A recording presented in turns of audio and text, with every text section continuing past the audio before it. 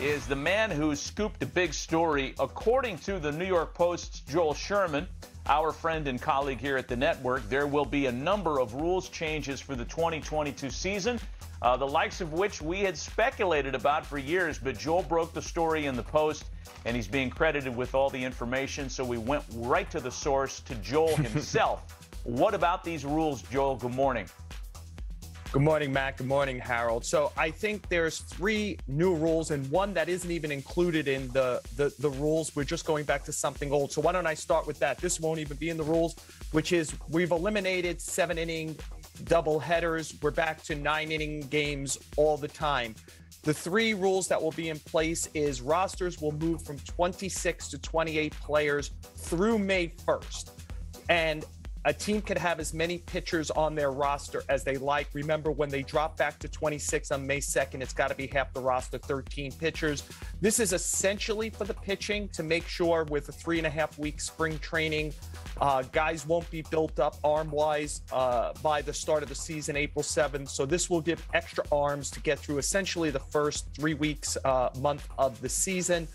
The second rule is the return of the replacement runner put at second base to begin extra innings. So every half inning, starting in the 10th inning, it will be runner on second, no outs. We've seen this the last couple of years. That rule is just for 2022. It would have to be negotiated further between the players and the Players Association and MLB if it's going to be 2023 and further. And then the most interesting rule is essentially today, it's the Shohei Ohtani rule, which is if you use your pitcher, remember, we go to as part of the new CBA, we go to a universal DH in 2022 for the life of this contract, the next 5 years.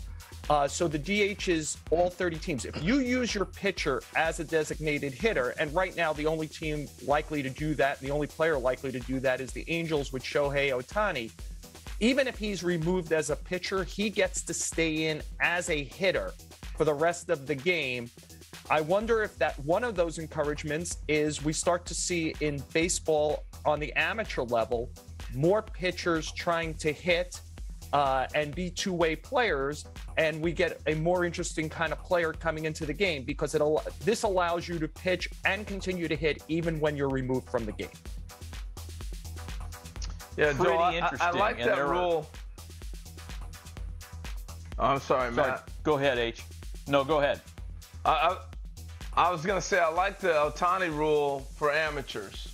The problem I have with it at the big league level is we've taken away all the strategies now. You know, by going to DH in both the National League and American League, we're not seeing a double switch that often. We're not seeing all those rules that were basically National League game. For me, you sit here and you have a DH, you take the pitcher out. I'm sorry, it just doesn't sit right. I feel like we've taken the strategy away from the game. I would want to force the Angels or whoever it might be to make that pitcher have to go out. Do I want to make a decision?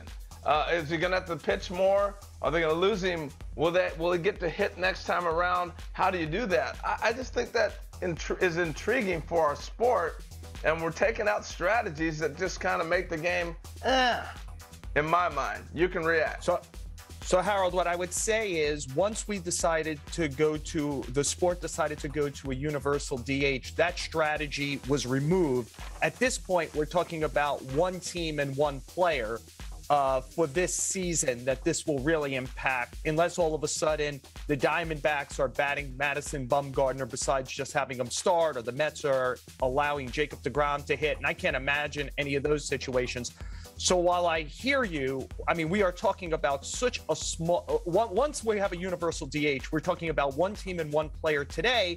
And I wonder if the better trade-off long-term, Harold, as we try to look for more athletic players who do more interesting things, is who's the next Shohei Ohtani and the one after that? Because there's now a rule that will allow a pitcher to continue to hit if he's able to do both things like Ohtani does. Yeah, I would agree with that, Joel. And I think that, look, the skill set is so extraordinary what Shohei Ohtani or anybody else after him might be able to accomplish in both hitting and pitching in the same game.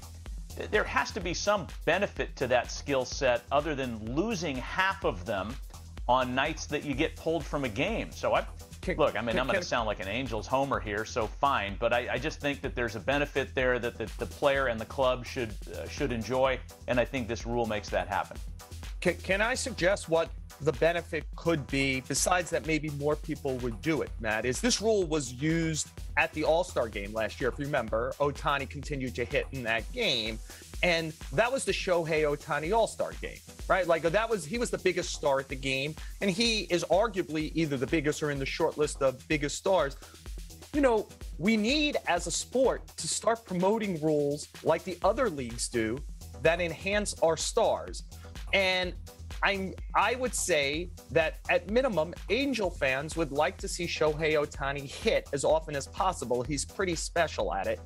And so we have to think in this sport how, say, the NFL thinks. Like, what do we do to make sure quarterbacks stay healthy, produce big yardage, etc.?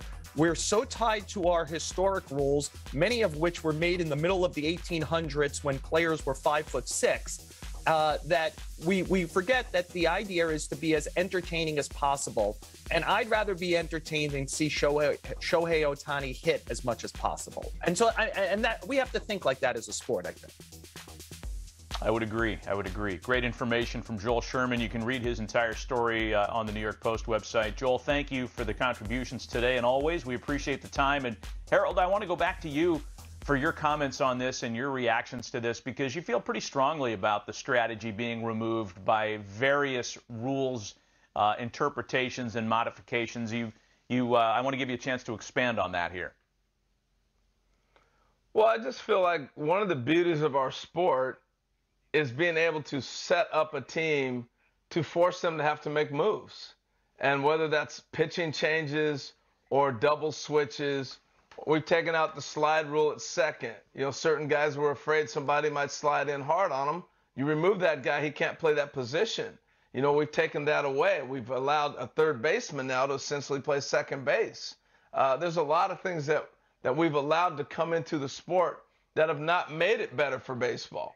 I understand. I want to see Shohei Ohtani hit all the time too. But I do think there's some strategies here that I want to see if I'm going down. Will he be able to go to the 7th or the 8th inning? You can now take him out of the 3rd inning, and he becomes a 3-inning pitcher, and he gets to hit the rest of the game. Is that the purpose and the beauty of Shohei Ohtani? No, but that's what now we've opened that door for. He can be essentially an opener and go ahead and use him that way. That's not what made him great, and I can see that happening. I just think there's certain strategies that we've allowed now to creep into the game. And I just think we got to really shoulder when we're saying we want our great stars to excel. Absolutely. But you don't want to have the stars be so much we want them to excel that we actually turn it around where they're not excelling at what made them great in the first place. So Ohtani's great because he may throw 7, 8, or 9 innings, and he might hit a 2-run homer to win it.